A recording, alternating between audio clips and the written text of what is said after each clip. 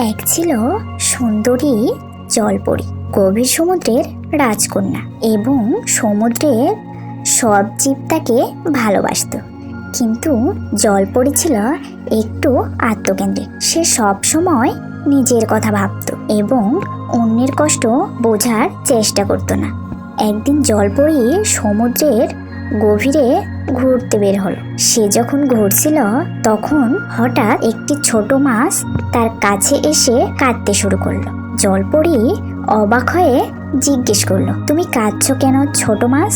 ছোট মাছটি বলল, আমি আমার পরিবার থেকে আলাদা হয়ে গেছি এবং এখন তাদের খুঁজে পাচ্ছি না। আমি খুব ভয় পাচ্ছি। জলপরী প্রথমে মাছটির কথা শুনে কিছুটা বিরক্ত হলো, কারণ তার নিজেরও অনেক কাজ ছিল। কিন্তু মাছটির কান্না তাকে স্পর্শ করলো। সে বুঝতে পারলো তার সাহায্য প্রয়োজন। জলপরী বলল, চলো আমি তোমাকে সাহায্য করব। জলপরীর সঙ্গে ছোট মাছটি সমুদ্রের বিভিন্ন জায়গায় ঘুরলো আর জলপরী ধীরে ধীরে তার পরিবারকে খুঁজে বের করলো।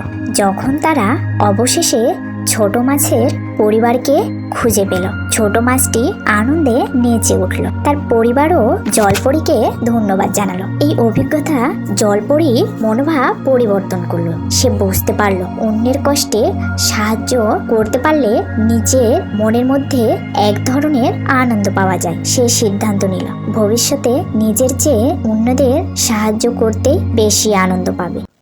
গল্পের শিক্ষা, অন্যের কষ্ট বোঝা এবং তাদের সাহায্য করা আমাদের মানবিক দায়িত্ব। আমরা যখন অন্যদের সাহায্য করি তখন আমাদের নিজেদের মনেও আনন্দ আসে।